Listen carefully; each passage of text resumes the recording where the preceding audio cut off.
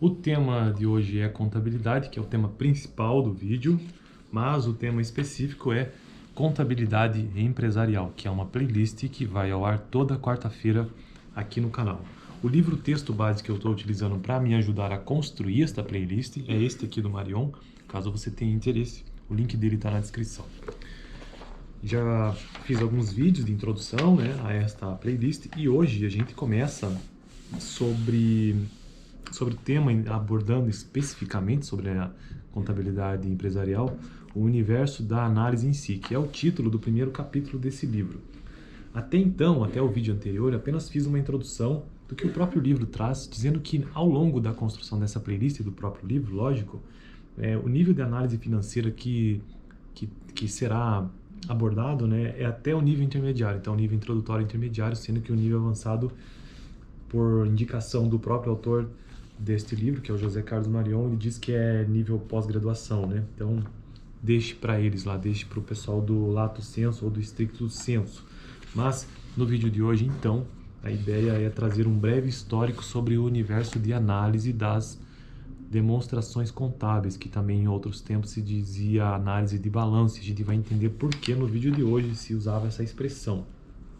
Bom, o breve histórico no texto ele começa fazendo a seguinte afirmação. É comum afirmar que a análise das demonstrações contábeis é tão antiga quanto a própria contabilidade.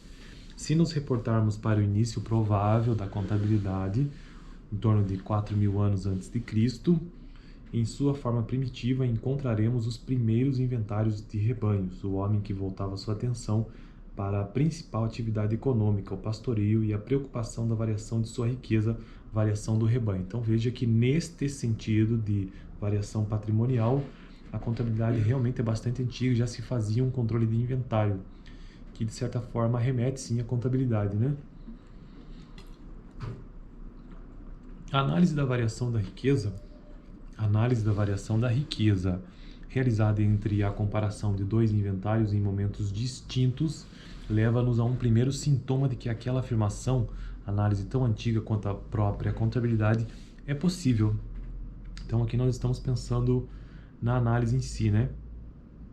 Porque se você está comparando dois inventários, eu tenho um inventário disso, inventário daquilo, ou o mesmo inventário, ou o mesmo produto, mas em situações diferentes, isso aí já é, de certa forma, um princípio de análise contábil, né? Todavia, remonta de época mais recente o surgimento. Veja bem, agora ele vai comentar sobre o surgimento propriamente dito da análise das demonstrações contábeis. Eu já falei um pouco sobre isso numa outra playlist aqui do canal, sobre contabilidade, que é de teoria contábil, sobre a escola americana, porque tudo ali que foi o início propriamente, de fato, né, da contabilidade gerencial ou então da contabilidade empresarial. Todavia, remonta de época mais recente o surgimento da análise das demonstrações contábeis de forma mais sólida, mais adulta. É o final do século XIX, ou seja, quando a gente fala séculos, a gente está, por exemplo, século XIX é até 1900, então final do século XIX gira em torno década de 80, 70, 90, talvez dos anos de 1800. Que observamos os banqueiros americanos, por isso que existe uma escola americana de contabilidade, solicitando as demonstrações, praticamente o balanço, às empresas que desejavam contrair empréstimos. A escola americana é conhecida por ser uma escola mais pragmática, diferente das escolas europeias, que são escolas teóricas, mais filosóficas. A escola americana é pragmática porque ela realmente precisava dessas informações no mundo real, para que uma empresa pudesse contrair empréstimos, por exemplo.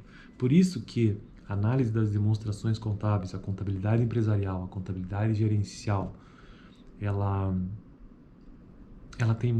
tem suas raízes nos Estados Unidos por conta disso. E por se exigir de início apenas o balanço para a análise, é que se introduz a expressão análise de balanços, que perdura até nossos dias. Com o tempo, começaram-se a exigir outras demonstrações para análise e para concessão de crédito, como a demonstração do resultado do exercício. Todavia, a expressão análise de balanços já era tradicionalmente utilizada. Como forte argumento para a consolidação da denominação análise de balanços, Salientamos que a demonstração do resultado do exercício foi conhecida em certo período como balanço econômico. Então, a análise de balanço também inclui a DRE por conta disso, né? Em outro momento, ela se chamava balanço econômico ou balanço de resultado.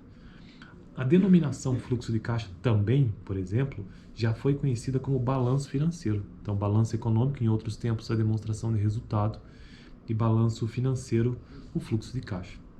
Então, tudo, no fundo, era balanço. Balanço patrimonial, balanço econômico e balanço financeiro. Balanço patrimonial, que é o balanço patrimonial de bens, direitos e obrigações, naquele momento. O balanço econômico, que evidencia o resultado da empresa, né, a diferença entre receitas e custos e despesas. E o balanço financeiro, um balanço financeiro que evidenciava a situação financeira propriamente dita de caixa, né, o fluxo de caixa. A análise das demonstrações contábeis, também conhecida como análise das demonstrações financeiras, desenvolve-se ainda mais com o surgimento dos bancos governamentais bastante interessados na situação econômico-financeira das empresas tomadoras de financiamento.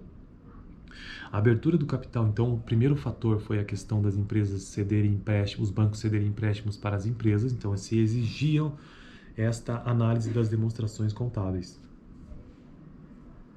Segundo banco foram os próprios bancos governamentais, que também tinham um interesse grande em ter acesso a essas informações para que pudesse conceder empréstimos. E por fim, o terceiro ponto que ele coloca, a abertura do capital por parte das empresas corporation, a SA, possibilitando a participação de pequenos ou grandes investidores como acionistas, leva-os à escolha de empresas mais bem-sucedidas, tornando-se a análise das demonstrações contábeis um instrumento de grande importância e utilidade para aquelas decisões, que na verdade hoje em dia muitos utilizam para isso mesmo, né? Então você vai investir numa empresa de capital aberto, vai ser um pequeno sócio da empresa ou um grande sócio, depende do quanto que você investe. Então você tem interesse em ter acesso ao conhecimento sobre acesso, né, a essas informações. Então a análise análise das demonstrações contábeis surge a partir disso também, desse terceiro fenômeno.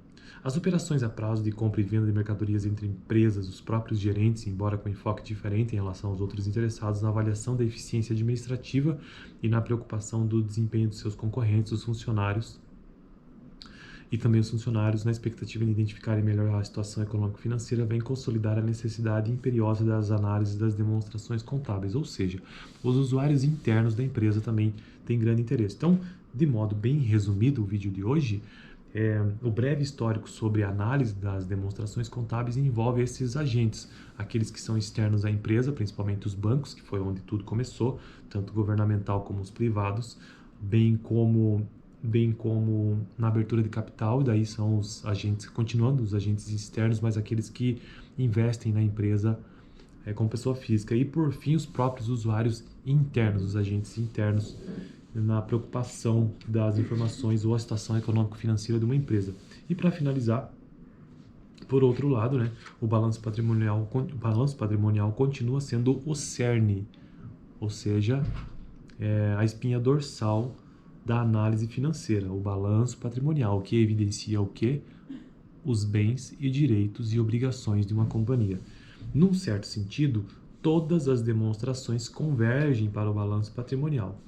E isto já será um tema de um próximo vídeo, em que eu vou compartilhar informações sobre demonstrações contábeis que explicam o balanço patrimonial. E assim a gente continua aos poucos avançando nesta playlist sobre contabilidade empresarial, que eu estou curtindo demais de construir, demais, porque como é aos poucos, né, é por conta-gotas, tem sido bem interessante.